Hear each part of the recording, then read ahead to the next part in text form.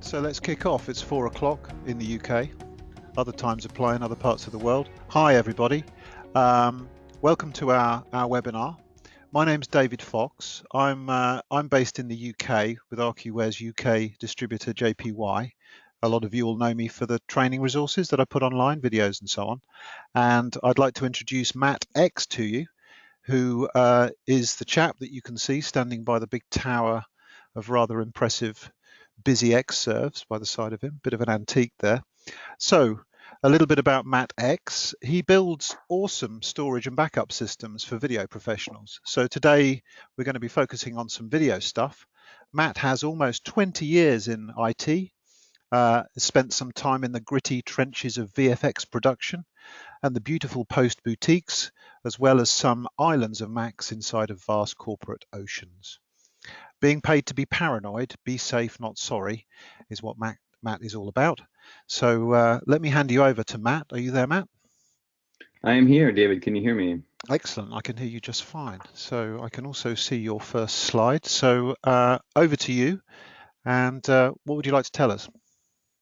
Well, I would like to thank you for that beautiful introduction and quite some good poetry. Thanks, David. It was poetic, wasn't it? Hi, everybody. I'm Mat X. Spent a lot of years in visual effects, where this picture was taken in a museum of old Apple technology. Worked a lot in post-production, and out of my world of post and VFX, I work as a storage and backup consultant, also workflow.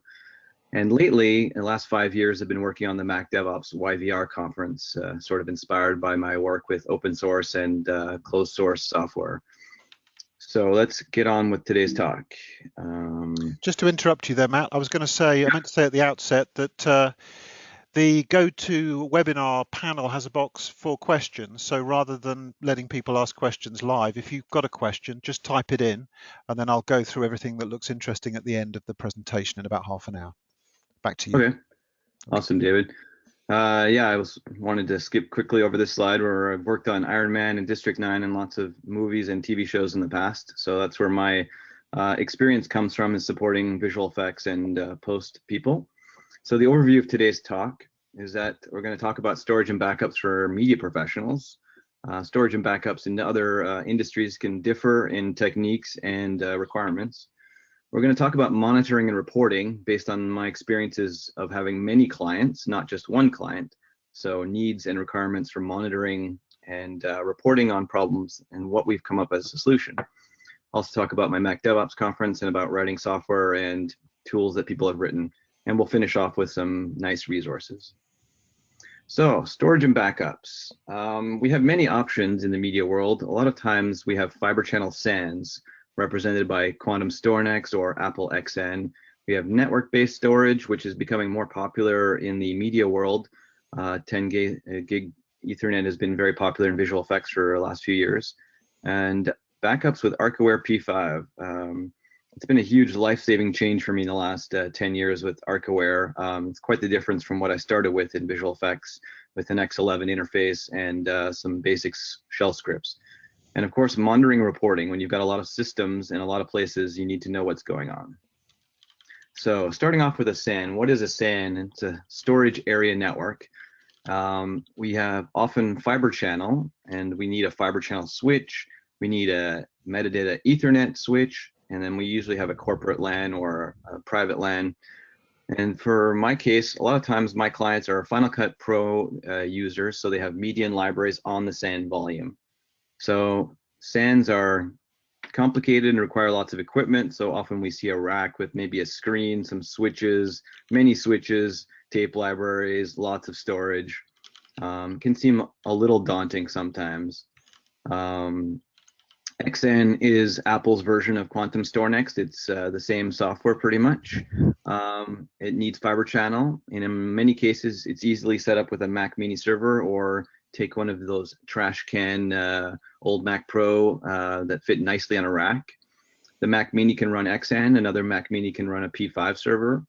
So in my cases, I run P5 backup, so it backs up the Xsan volumes. I run P5 sync, So it syncs the Xsan volumes to a attached RAID, a Thunderbolt attached RAID. And I use P5 Archive, usually a watch folder for camera footage, to archive to another tape set. So I have a backup tape set and an archive tape set.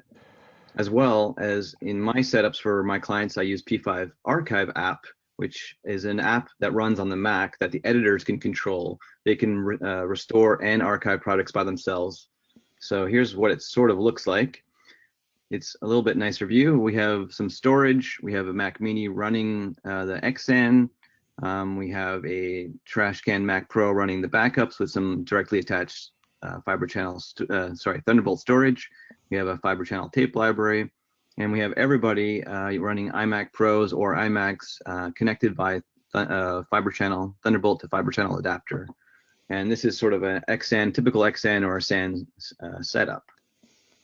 So in this kind of environment, just flicking back to your diagram, you've got the QLogic switch right in the middle of that diagram, where all of the fiber channel traffic between the Final Cut Pro Edit workstations and the storage top right, and then at the bottom you've got a traditional Ethernet switch where the clients can talk to the metadata controller, which is running on that Mac Mini right next to the storage.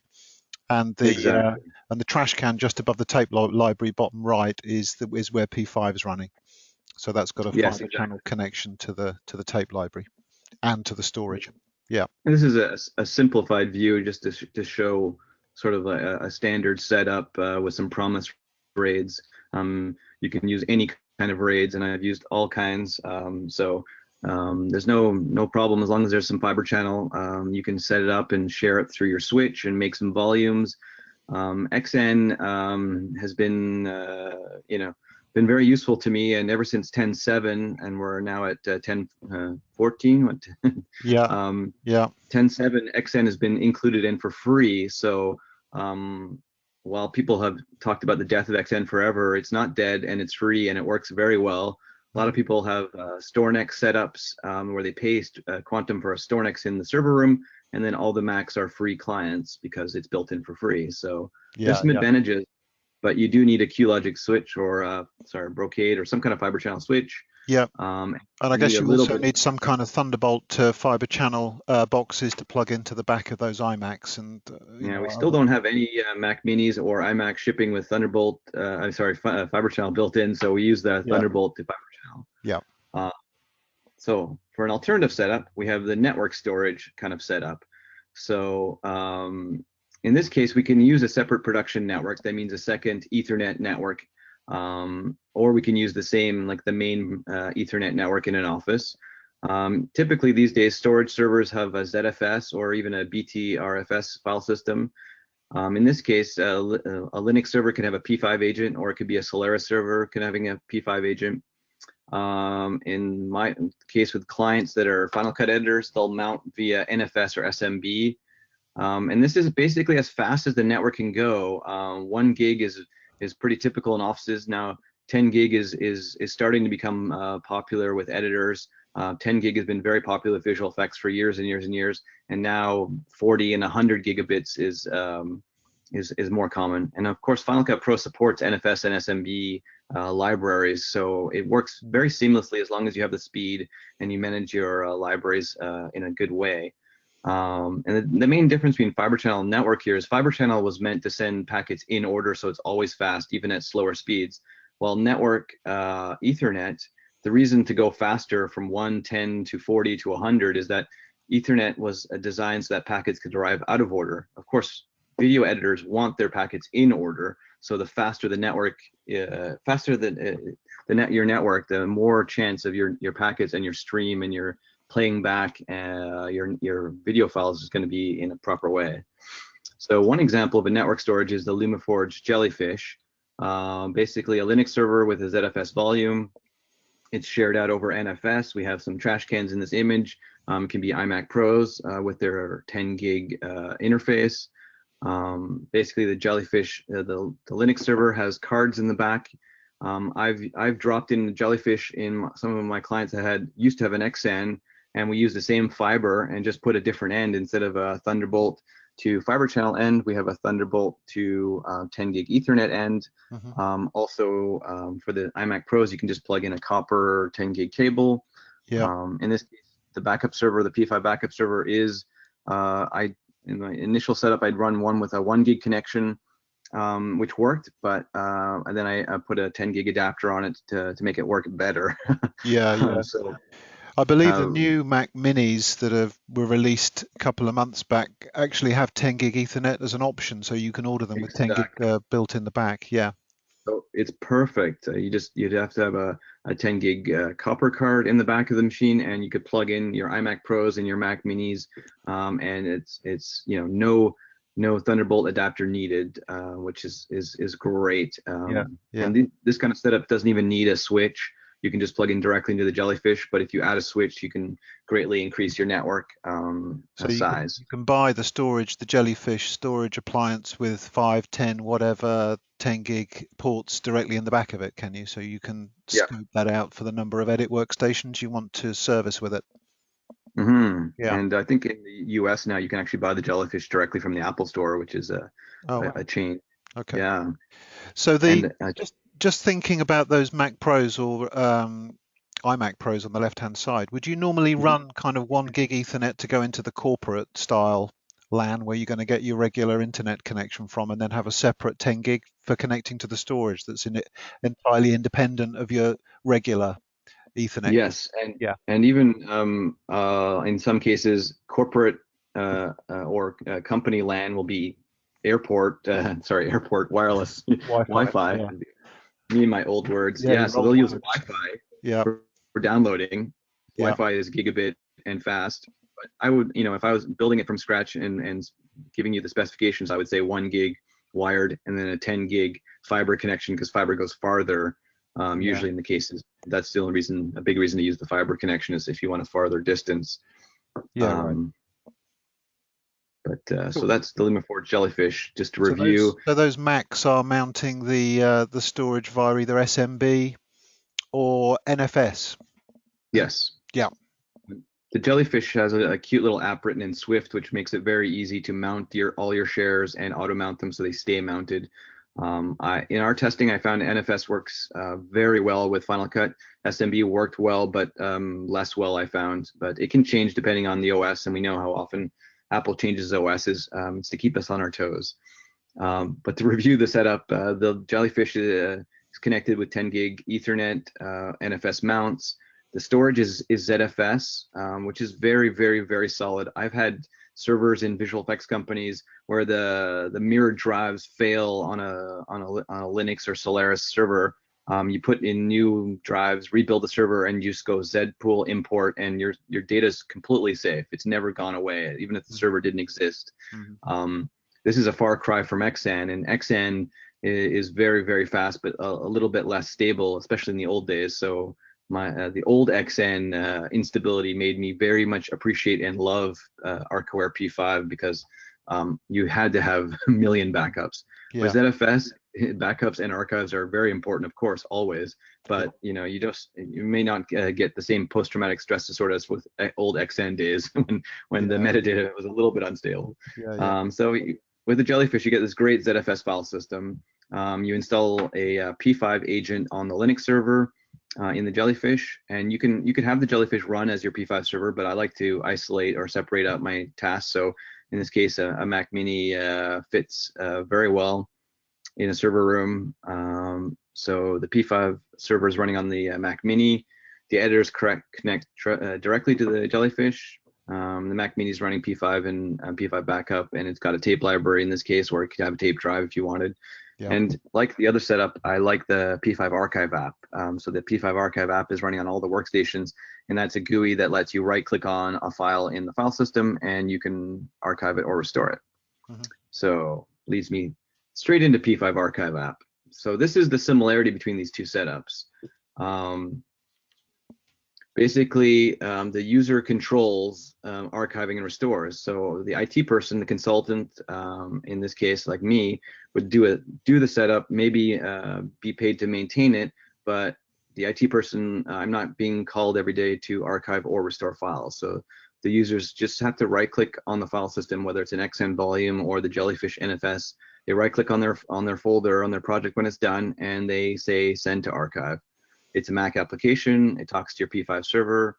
It archives the tape for your archive job, and then it restores from tape.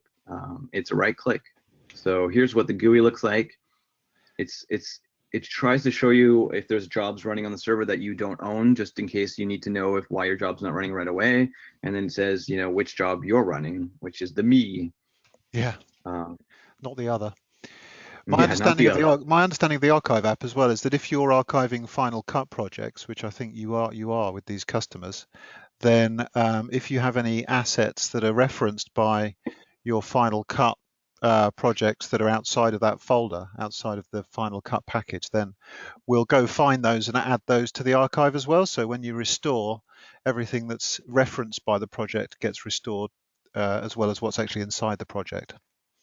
Yeah, it's one of those little touches that's made the P5 archive app really, really awesome and amazing for my Final Cut editors. And while they try to remember to consolidate their projects and keep everything organized in a Final Cut library or in a folder with the Final Cut library with all the assets, the fact that the archive app runs through the project, looks through it, checks for external files, grabs them, and it doesn't delete external references. It just grabs a copy and puts them into the archive. So as well as it doesn't back up the proxies and cache files that you can regenerate easily if you choose not to, and we usually choose not to save a little bit of space.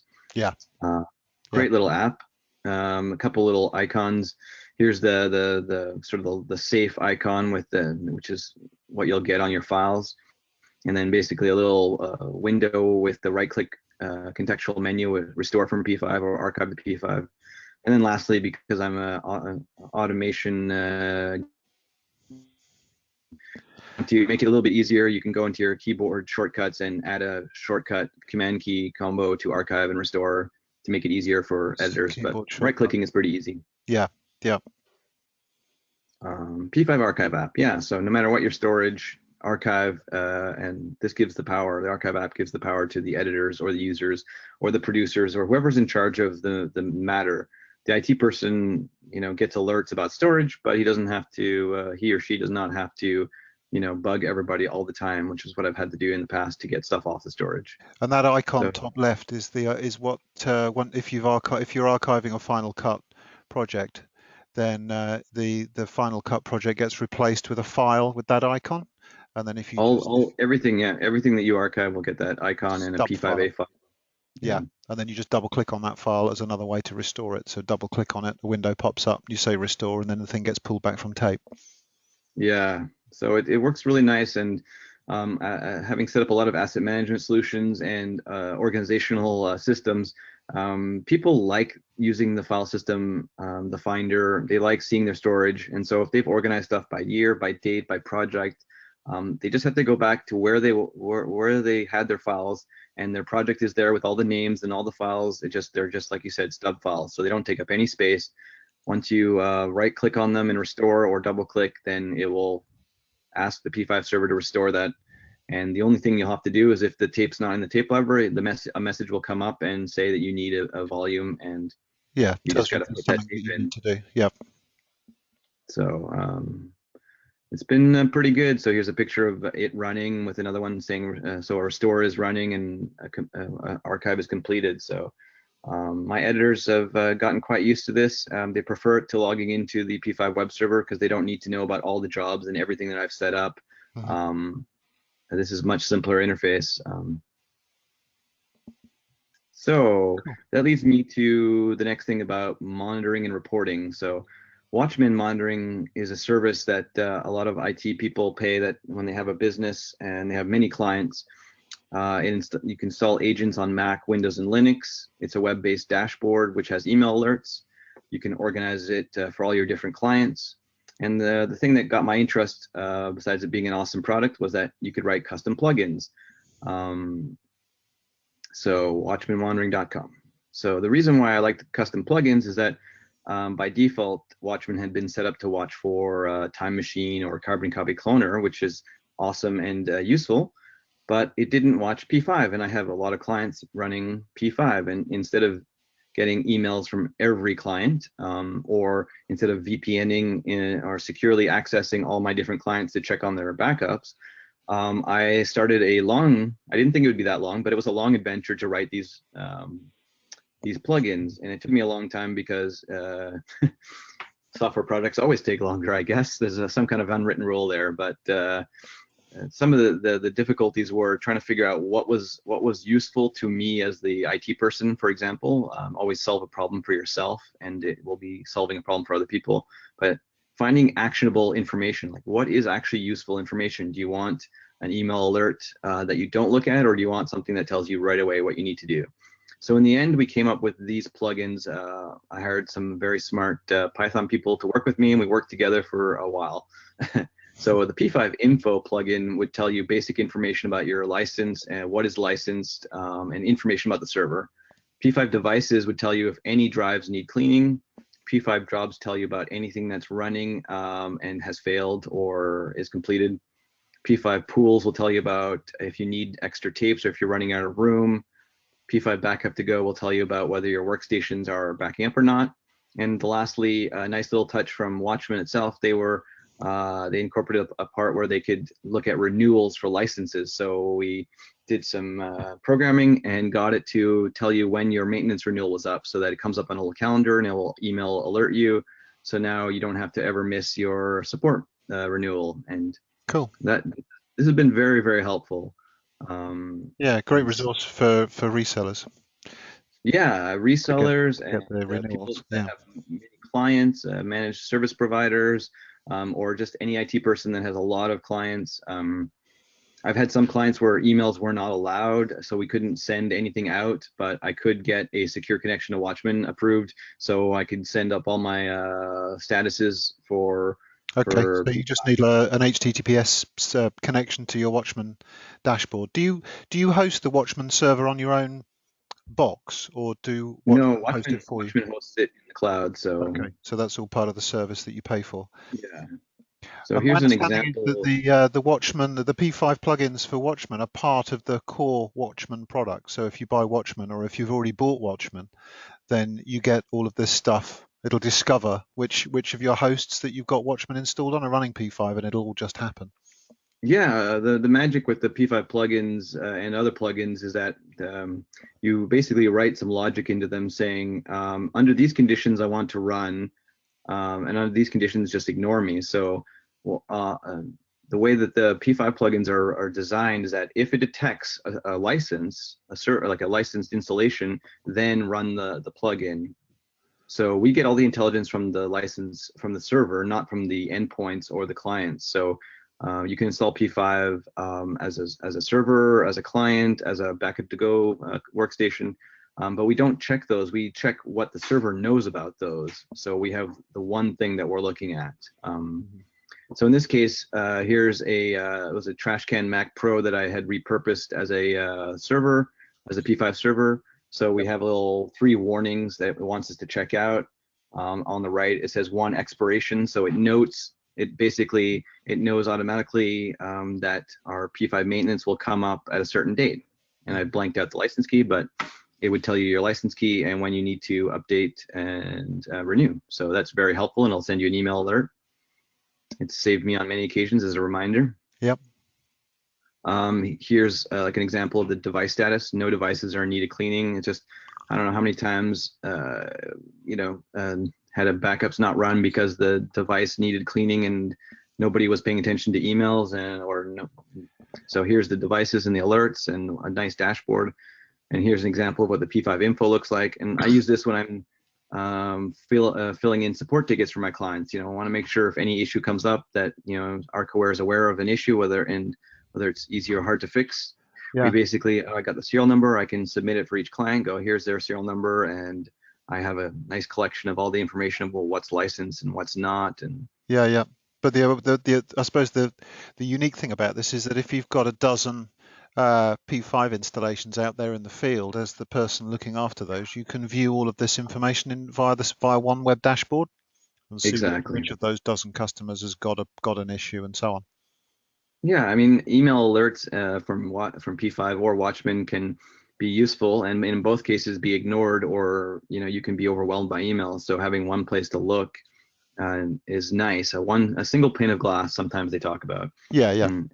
As P5 does that for me with all the P5 sync, P5 backup, P5 archive, and all that kind of stuff. Being able to replace all my silly rsync scripts and all my scripts, having one place to look. This is my one reporting. Yeah. So here's an example of I can search for plugin results across all my clients, all the servers, and go, hey, which ones have a warning status on their P5 jobs? So it could be, those are all different servers, all different clients, and you can see right up easily what's going on. And one thing with my P5 jobs plugin is I wrote it so that it would tell me what was happening in real time, as well as what had finished or failed, because sometimes the backup jobs for video can take days or many hours. So sometimes it's nice to be able to log into the Watchman website and just see a job in progress, which the progress is taking 3 or 4 days. So you don't want to wait 3 or 4 days for a fail email. I just want to see every day. I'll check on it and go, oh yeah, it's working. It's working. Yeah. Skip over that one. Another one I want to talk about in the same vein as Watchman is MunkiReport. Been using Monkey to distribute software, and I ran into MunkiReport, which reports on the software installations. So it's helped as well for reporting. MunkiReport basically piggybacks off Monkey. It tells you about software installations. It's a web-based dashboard as well, and custom plugins can be written. There's a MacAdmin Slack channel for MunkiReport, as well as there's MacAdmin Slack channels for Archiware and everything as well. And MunkiReport is hosted on GitHub. And an example of MunkiReport, basically, I have on the right some events. Basically, I've put my P5 workstation installer into Monkey, and then it tells me that these servers have installed the workstation clients, and so I know that's getting distributed. So that's what MunkiReport looks like. And for example, one thing I discovered after using MunkiReport is that a community member, Patrick, with some help, he wrote a backup to go client, and it runs very differently from my plugins that I wrote, but I use it all the time, and it basically reports on the status with some nice colors and tells you who's backed up recently or less recently or really not recently. And I have an example of like one server was reporting it had backed up 49 years ago. Yeah, which is not quite correct, but it's all the other ones are very correct about there's some servers that just it hasn't seen in a while, so they just disappeared. But this can tell you quickly in a heads up who's backed up, and as it's reporting on Time Machine, or in this case as well now Backup to Go.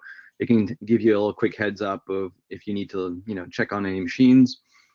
And so when I have like an on-site setup for Monkey and an on-site setup for MunkiReport, it just gives me a quick little Backup to Go status, and that's a plugin that Patrick wrote, and I really appreciated that because it's complementary to my P5 plugins. And So Monkey is open source. So Monkey's open source. Yeah. Patrick's plugin is open source as well, is it? So you can. Yeah. So there's a great community of people that. And I'm a big fan of the community. I haven't written any plugins for MunkiReport, but I watch them and in awe of how well they work. MunkiReport isn't written in PHP, but the plugins can be written in anything, Bash or Python or anything. And so that leads me to my conference, which I'll talk about really quickly. It's about MacAdmins using open source software. It's about IT people, which is the ops and DevOps, learning how to write software. So most IT people have been trying to learn how to automate things, how to make things better. So gradually, we've all been starting to write software, whether it's pipeline code for visual effects or just automation for a workflow. So this conference is about people sharing solutions to managing Macs. It's people that are Mac IT or have moved on from Mac IT to managing everything now in the cloud. And it's about working as a community to build better tools. There's a MacAdmin Slack channel. We have a website, mvoyvr.com. We have a conference every June. It's going to be our 5th year. It's basically everything is turning into code these days, and so I felt as a traditional ops IT person racking servers, as you saw in those Xserve picture, we all have to evolve and change. And so this conference is a hope that I will evolve and change, and I invite everyone else to work with me and to join me on this adventure where we're all learning new things about configuring AWS and backing up to the cloud and using the cloud and building tools where it makes sense. And we all need help sometimes. So conferences are one way to help, and the online community is another way to help. And so here are some resources to end off. I got my Mac VFX blog. There's the Mac Admin Slack, Mac DevOps website, MunkiReports site, Watchman Monitoring site. And to make that all easy for people, I just put a little QR code, as well as on my GitHub, I put a resources page. So GitHub. Point your phone at the screen and you can read it. Exactly. What does the Y stand for in YVR, given that YVR means Vancouver, Matt? It's become kind of a running joke at my conference because the YVR question is strange, but almost every single airport, there are of course exceptions for every rule, but almost every single airport in Canada starts with Y. Okay, it's just a convention. So YUL is Montreal, YYZ, you got all these YCG from, you got all these different cities. Yeah. So okay. The Y's are given that it's in Canada and the VR is Vancouver.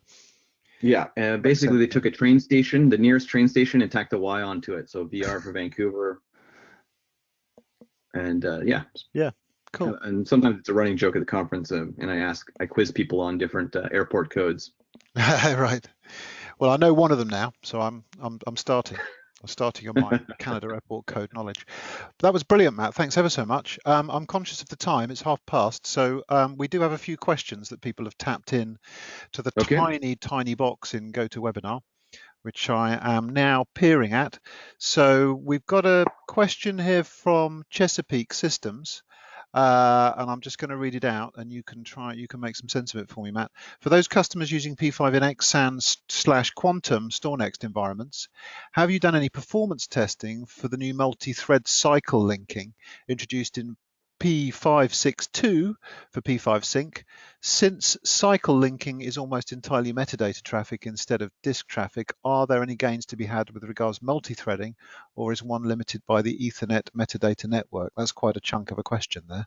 I guess to summarize, we're talking about the new multi-threaded syncing and also using cycles in P5 Sync. I have done I've done very little testing, which is to say that I have enabled some threads and have not seen any degradation of performance so far in my syncs. I haven't done any extensive testing. Nothing has blown up, which is good, right? Yeah, that's always a good sign. I haven't started any new full syncs to see. It's all been incremental so far. So yeah.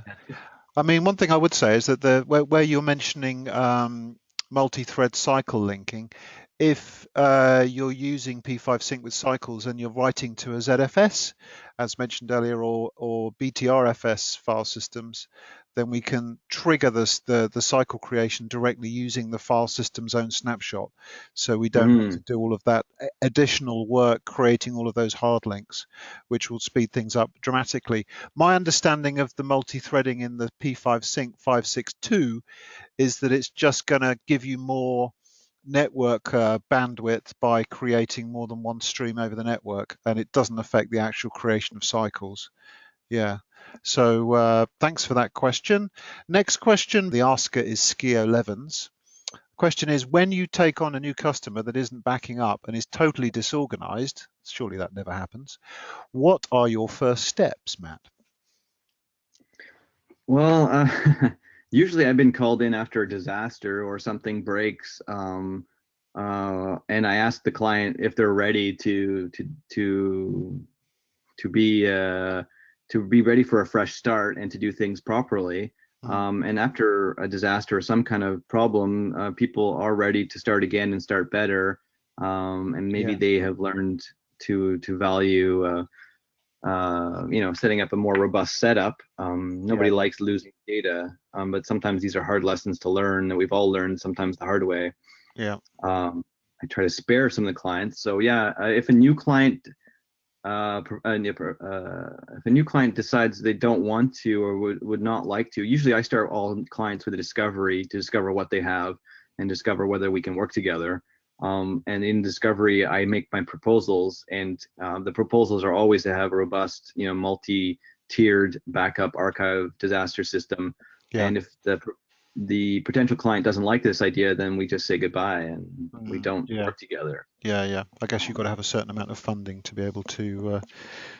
Yeah, we try to scale it. I mean, there's QNAPs and Synologies and different ways of doing things to have multiple levels. Not everybody needs a humongous tape library with 8 drives and 500 terabytes of backup. So P5 runs in Synologies and QNAPs, and I've been starting to use it in Synology as a second tier, a sync destination, work backup to go. It's running BTRFS. It has a great little GUI, but people that don't want to spend a lot of money, you have to remember that you don't just buy one Synology. If you can only afford one Synology, maybe you're not ready for Synology, buy 2 or wait a bit until you can afford the whole. Yeah. Great answer. Thanks, Matt. Just to go back to the previous question, my colleagues just corrected me. The adding additional multi-threading for syncs will speed up the snapshot creation. Increasing number of threads for cycle generation might speed up this lengthy operation. Just reading directly from the tech note off the website. Next question, P5 restore. This comes from Ray Barchena. Does it provide, so this is P5 restoring, does it provide MHL verification upon restoring an LTO tape? Personally, I'm not familiar with MHL. Are you, Matt? A media hash list. You know what it means. That's why you're here. So I don't know that we do support media hash lists, do we, in P5? We have our own internal checksumming that we write the checksums to the tape and then can recalculate the checksums from the source and compare. So that's part of P5 functionality, but I don't think we support these external hashes. No, we don't create them originally, so we don't verify them. We're creating, P5 is creating its own checksums. It's creating its P5 hashes, yeah. Okay, so there's the answer to that one. A couple more questions still to go. Thanks for hanging on, everybody that's still listening. I run P5. This comes from Elgin Trailer. I run P5 off an edit machine. I have a Final Cut port direct to the LTO machine. Any issues using a machine for both?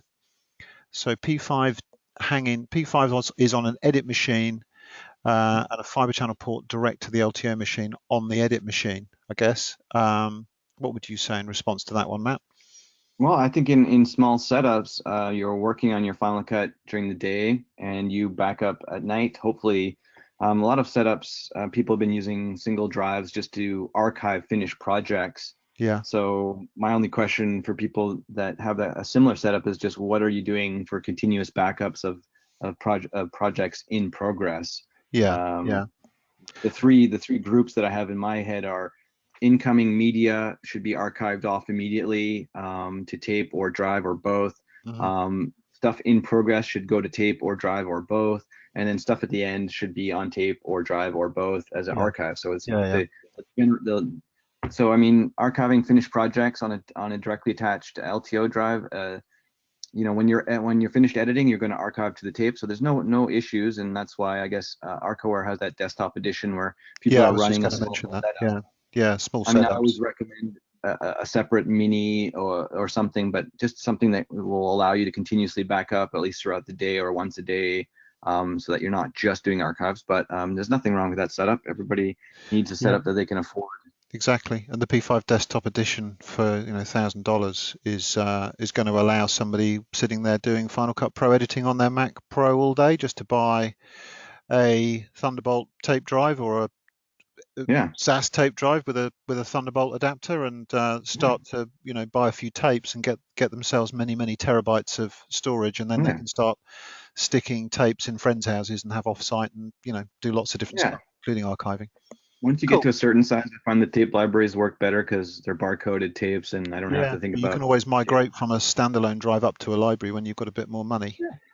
So you can start small. Is this a question or just compliments? Big thanks for Arjun van Bokchoven for making Monkey Report. And that's from Patrick van Neumann. So Patrick wrote the backup to go plugin. That's the Patrick that we've been mentioning. Okay, so he's sharing the love. Excellent. Thank you for that, Patrick. Okay. Great. Well, we've run 10 minutes over. We've had a few questions. Hopefully everybody's found this informative and interesting. I know I have. So thanks very much, Matt, for all the info. Thanks for everybody attending. And there will be another one of these webinars along in a month on a Wednesday. So check the Archiware website for details, and talk to you all again. Thank you, David. Thank Cheers. you, Archiware. Thanks. Thank you, Watchman and Monkey Report. Thank you guys, everybody. Bye. Bye, everybody.